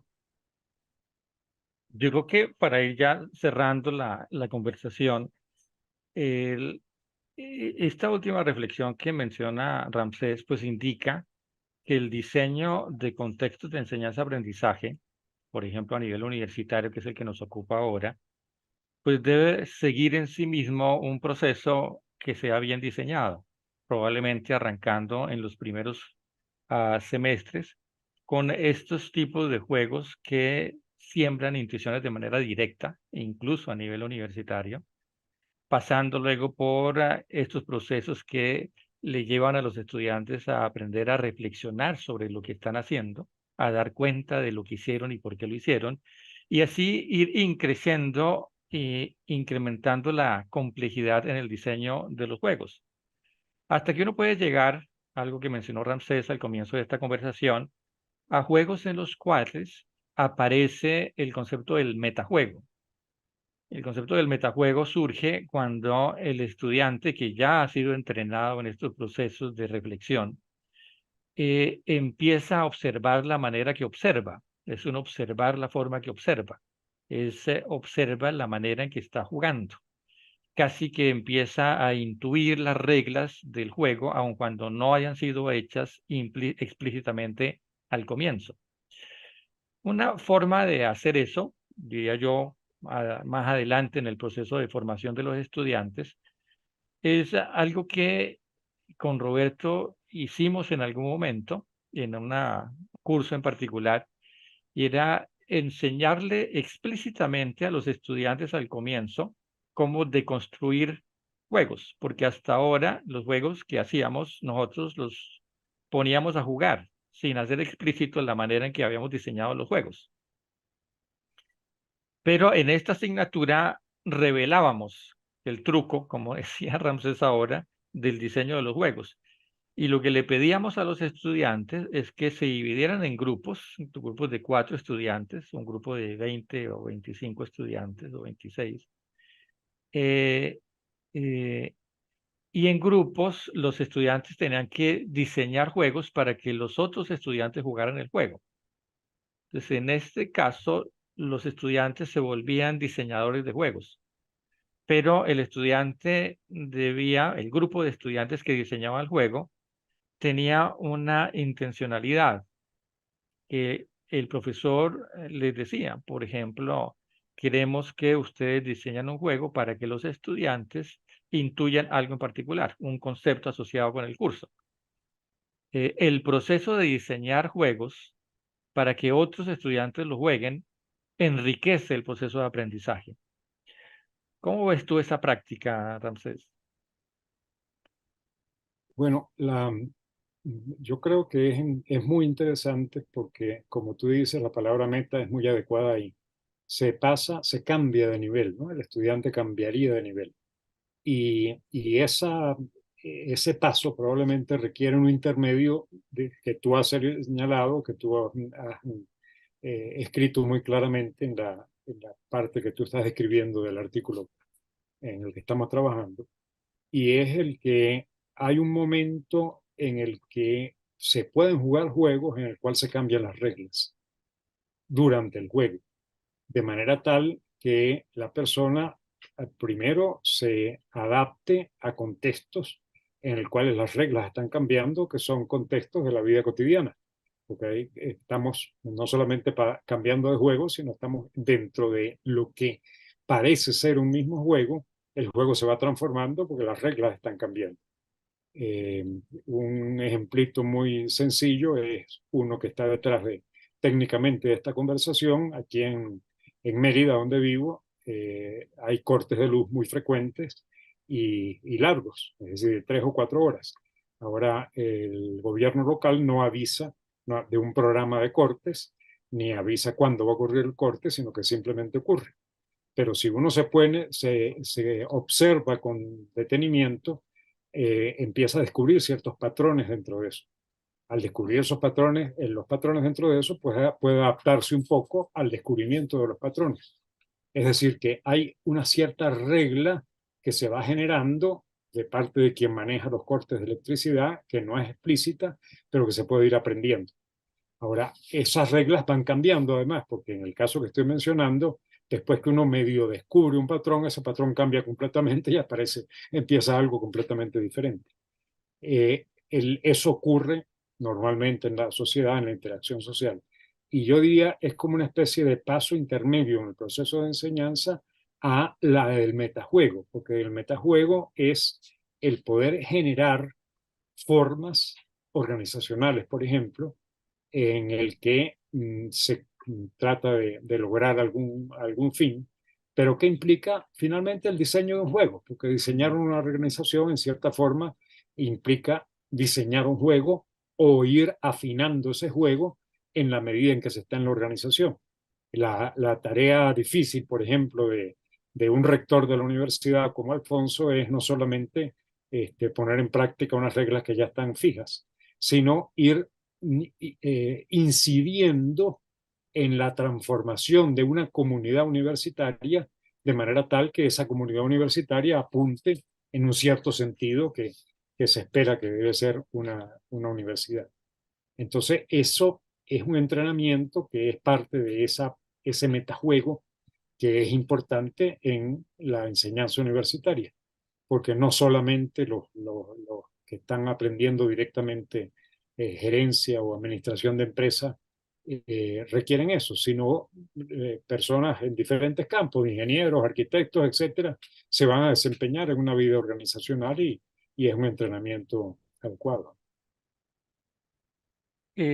Ya para terminar, lo que hemos pretendido hacer con Ramsés en esta conversación es ilustrar una manera en la cual es posible pensar sistémicamente los procesos de enseñanza-aprendizaje, no tanto eh, diseñar algún curso o asignatura para enseñar a pensar sistémicamente. Eh, y el punto de arranque fue esta bases ontoepistemológicas del pensar sistémico, la concepción del ser humano a la cual nos estamos refiriendo y la importancia de el ser humano que se constituye en el lenguaje, la importancia del lenguaje en este proceso de constitución de los seres humanos, los juegos del lenguaje y a partir de allí la posibilidad de diseñar juegos como contextos de enseñanza-aprendizaje, por ejemplo, en universidades. Hemos ilustrado los conceptos con algunos ejemplos concretos, con juegos específicos que se han jugado en diferentes contextos, tanto en colegios como en universidades. Pero tal vez para finalizar, hay un punto, a mi juicio, esencial que tiene que ver con el rol del profesor o de la profesora. ¿Cómo dirías tú, Ramses, que debería cambiar la manera en que se concibe el rol o el papel de un profesor o profesora en esta época? Sí, yo creo que la transformación de ser un, una persona que produce explicaciones, el profesor es un conductor de un proceso de adiestramiento. Ahora, ese conductor, por lo menos en las etapas iniciales, en la medida en que explique menos, probablemente es mejor. Es decir, en la medida que solamente vaya conduciendo un proceso en el cual el estudiante va descubriendo el conocimiento, gracias a la conducción de ese proceso mediante juegos. Yo creo que si se logra eso, no necesariamente, a veces hará falta explicaciones, pero en la medida en que se logre que el estudiante se sienta descubridor de su propio conocimiento y que ese descubrimiento pueda plasmarse además en una reflexión, en unas consecuencias, en un poder dar cuenta del descubrimiento, podemos lograr un efecto mucho mayor en el proceso de enseñanza-aprendizaje. Ahora, hay que desarrollar, y no es fácil, desarrollar la habilidad de la conducción, de que no es solamente cuestión de diseñar el juego y jugar el juego, sino conducirlo, cuándo actuar, cuándo casi que cuándo hacer un gesto, cuándo intervenir, cuándo no intervenir, para que el juego pueda conducirse de la mejor manera posible. Además, tal vez en algunos casos vale la pena que el juego tome otra dirección, Mm, porque se obtiene, se encuentra un ambiente favorable para que el juego tome otra dirección. Entonces, eso me parece que es sumamente importante. Y hay algo que me gustaría añadir, Alfonso, en esa especie de conclusión que vas haciendo, en el que muy bien estás mostrando que a partir de un principio ontoepistemológico, en este caso ontológico fundamentalmente, que yo lo definía como la dependencia ontológica, eh, hay una concepción del lenguaje y ser humano que se fundamenta en esa ontoepistemología, que a su vez se fundamenta en ese principio y que da lugar a un modo de enseñanza. Ahora, ese modo de enseñanza podría preguntarse a alguien qué tiene de sistémico. Una primera respuesta es que lo que tiene de sistémico es que proviene de un pensamiento de sistemas. mm, Pero hay más. Yo creo que en la medida en que todos esos juegos vayan conduciendo a que el estudiante pueda ver las situaciones como un todo y pueda abrir lo que he llamado en otros casos holgura ontológica, es decir, que pueda pensar en posibilidades y esas posibilidades estarán vinculadas con interpretaciones de situaciones, en esa medida tendrá una visión más rica, más sistémica, más holística de las situaciones que está viviendo, y que eso puede estar allí copresente, aunque no sea explícito, puede estar copresente en casi todos los juegos. Si se le trata de ir induciendo al estudiante a pensar en términos de posibilidades y alejarse de las situaciones que está viviendo para ver la situación desde un punto de mira más holístico, más global. Es decir, no ver solamente el árbol, sino ver el bosque, pues en términos de la metáfora que se acostumbra a usar. así es, pues bueno, esperamos que esta conversación con Ramsés pueda enriquecer de alguna manera las discusiones que ustedes van a tener en el APTIS 2023. Pues un saludo de Ibagué y de Venezuela. Bueno, igualmente, un afectuoso saludo para los amigos del Aptis y un saludo especial, agradecimiento especial a Alfonso por esta agradable conversación. Muy bien, hasta la próxima, hasta luego.